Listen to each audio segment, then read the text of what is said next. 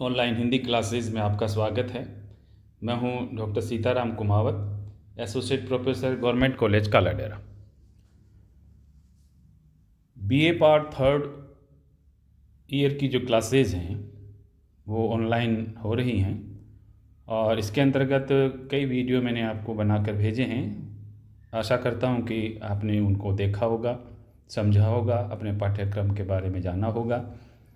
आज हम जो बीए तृतीय वर्ष है, आपके पाठ्यक्रम में जो सम्मिलित है वो आधुनिक काव्य है।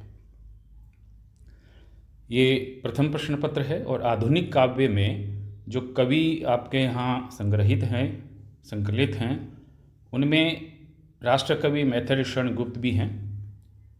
ये आधुनिक काल के कवि हैं और राष्ट्रकवि कहलाते हैं क्योंकि राष्ट्रीयता का बोध इनकी जो भारत भारती कविता है, संग्रह है, उसमें आपको भरपूर मिलेगा। और एक ऐसा जज्बा भी आया था कि भारत भारती को पढ़ कर के लोग स्वराज्य के प्रति जागरूक हुए थे और सड़कों पर उतर आए थे। ये इनकी देन है। आपके यहाँ जो पाठ्यक्रम में जो संकलित है मैथिली शरण गुप्त का, वो एक यशोधरा है और दूसरा है उर्मिला का विरह वर्णन, यशोधरा का विरह वर्णन। देखिए, मैथिली शरण गुप्त एक ऐसे कवि हैं जो भारतीय सांस्कृतिक जो धरोहर है उसके संरक्षण में हमेशा आगे रहे हैं। हमारी भारतीय संस्कृति जो श्रेष्ठ कहलाती थी, आज हम उसके प्रति जो है अबोध हो रहे हैं।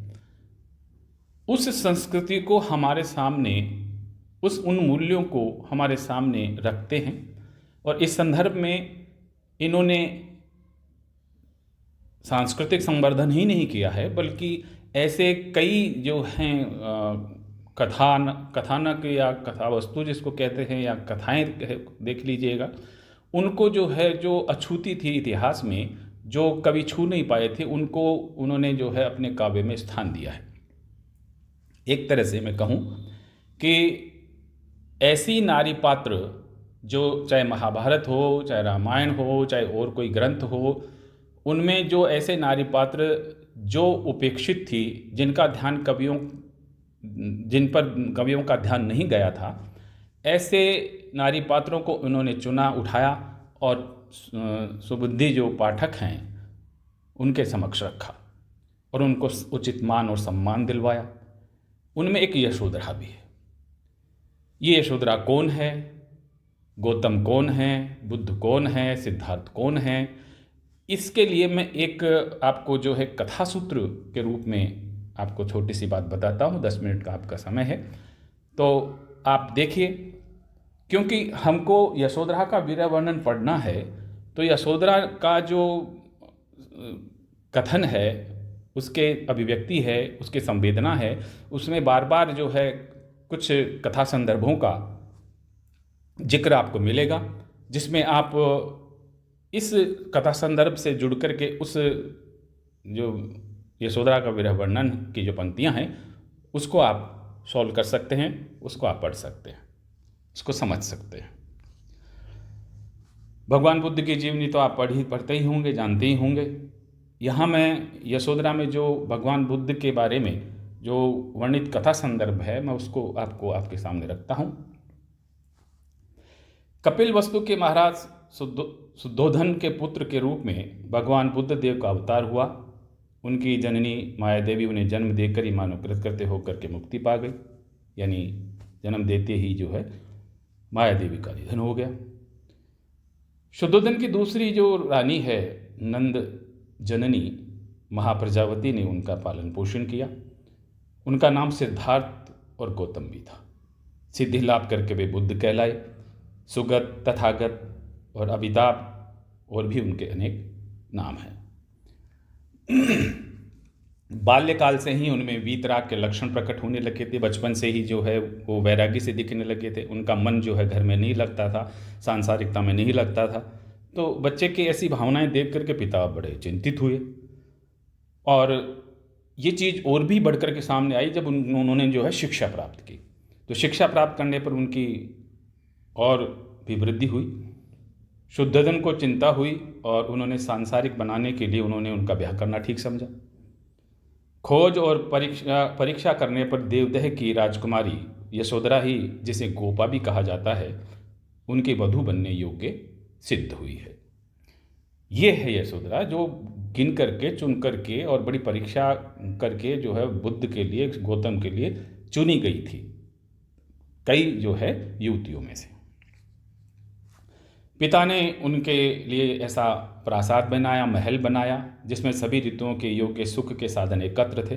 किसी राग रंग और आमोद प्रमोद की कमी नहीं थी।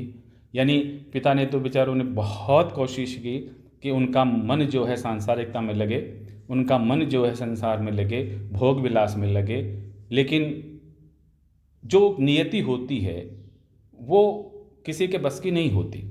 तो इतना अच्छा महल बनाया कि हर ऋतु में सारे जो संसाधन हैं, सारे जो सुख हैं, वो उसमें अपने आप मिल जाते थे।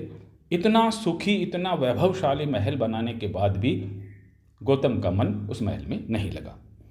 परंतु भगवान तो इसके लिए अवतरित हुए ही नहीं थे। पिता का प्रबंध तो था कि जो कुछ स्वस्थ है, शोभन है और सजीव हो, उस पर उनकी दृष्टि पड़ी। पिता तो चाहते थे कि अच्छे कार्य पर, अच्छे लोगों पर, अच्छा जिनका स्वभाव है, जो स्वस्थ दिखते हों, जो शोभाकारक हों, जो सजीव हों, उनके ऊपर उनकी दृष्टि पड़े। लेकिन गौतम की नियति अलग ही थी।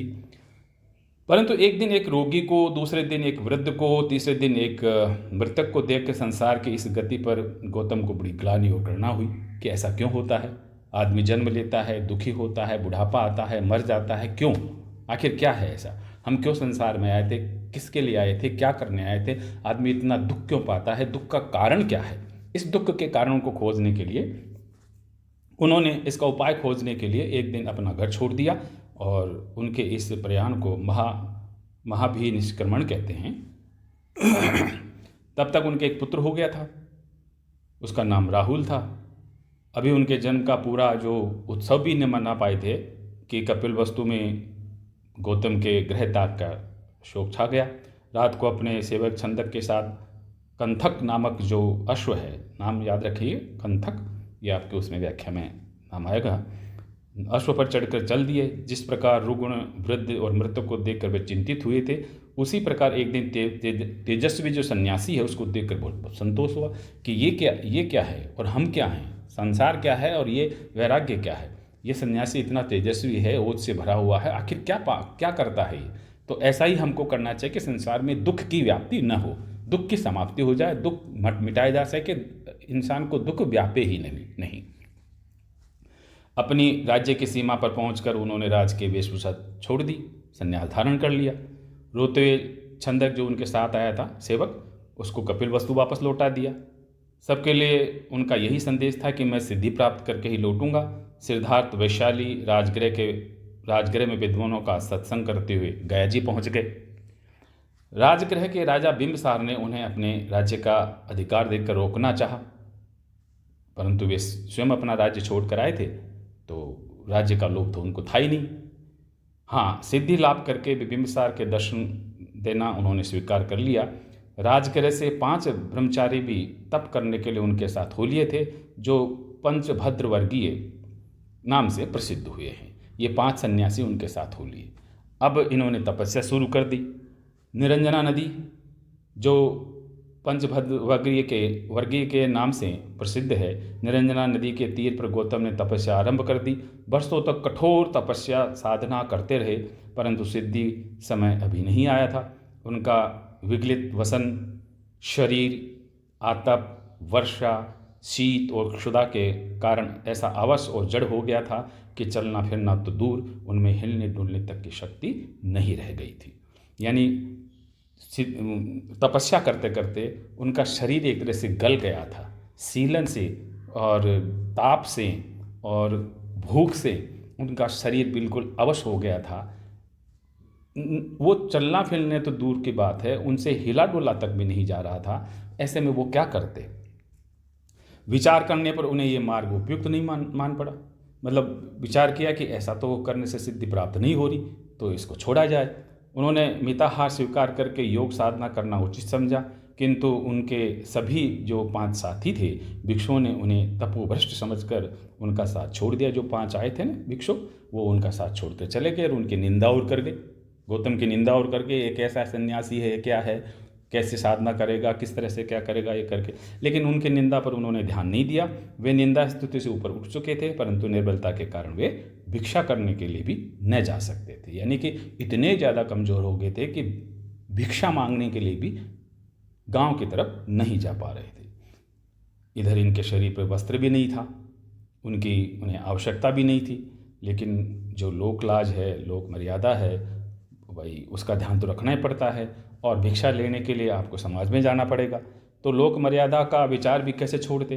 किसी प्रकार जो है खिसक करके गांव के शमशान से एक वस्त्र उन्होंने प्राप्त किया और उसे धारण कर लिया। गांव की कुछ लड़कियां उन्हें आहार दे जाती थी, उसी में से उसमें चलने फिरने की शक्ति आ गई। और एक सुजाता नाम की एक स्त्री थी, उन्हें बहुत सुस्वाद खीर भेंट करती थी। उसे खाकर वे कहते थे कि भगवान बहुत तृप्त हुए हैं। एक दिन रंजना नदी को पार कर उन्होंने एकांत में एक अस्वस्थ वृक्ष देखा। जैसे अस्वस्थामा ना, उसी तरह से ये एक वृक्ष का नाम है। यानी कि ये जो सुजाता है, इतिहास में और कथाओं में इसके ऊपर भी आक्षेप लगा है। इनका संबंध भी जो है महात्मा बुद्ध से जोड़ा गया है। लोग तो क्या नहीं करते, सब कुछ करते हैं, लेकिन महात्मा बुद्ध ने किसी पे भी ध्यान नहीं दिया। किसी भी तरह की कोई भी जो निंदा है उस पर कोई विचार नहीं किया। उन्होंने अपनी तपस्या पर ध्यान दिया और यह स्थान उन्हें समाधि के लिए बहुत उपयुक्त जान पड़ा। अंत में वही वृक्ष बोधि वृक्ष कहलाया।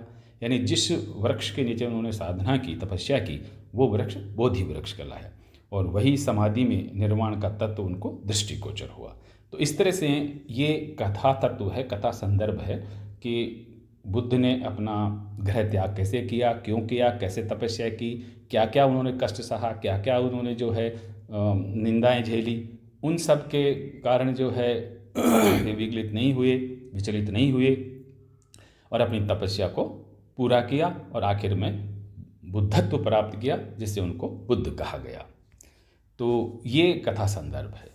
अब आपको यहाँ से पकड़ना क्या है या आपको करना क्या है, क्योंकि जो यशोधरा है वो अपने आप को ये मान के चलती है कि मुझे जो अकेला सोता हुआ छोड़कर चले गए वो गलत किया बुद्ध ने। मेरी बात तो सुनते, मुझे कह के तो जाते, सखी वो मुझसे कह कर जाते, आप पढ़ोगे तो वो अपनी बात रखती है। अगर वो मुझे कहकर जाते तो क्या पथ बाधा पाते, यानी मैं उनके मार्ग में, साधना के मार्ग में बाधा बनती। वो अपनी बात कहती है और सुनने का अधिकार सबका है, सबको सुनना चाहिए। तो यहाँ पर यशोधरा के द्वारा जो उपेक्षित भारतीय नारी पात्र हैं उनको सही नाम, सही स्थान, उचित जो है सम्मान दिलाने की कोशिश की है अपने महर्षि गुप्त राष्ट्र कवि ने। तो ये कथा संदर्भ आप याद रखना और बार बार इसका जिक्र आएगा तो आगे के जो व्याख्या स्थल में आपको पढ़ाऊंगा उसमें आप ये कथा संदर्भ आपको काम आएगा। इसके लिए आप जुड़े रहिए। अगले वीडियो में फिर मिलेंगे, तब तक के लिए नमस्ते।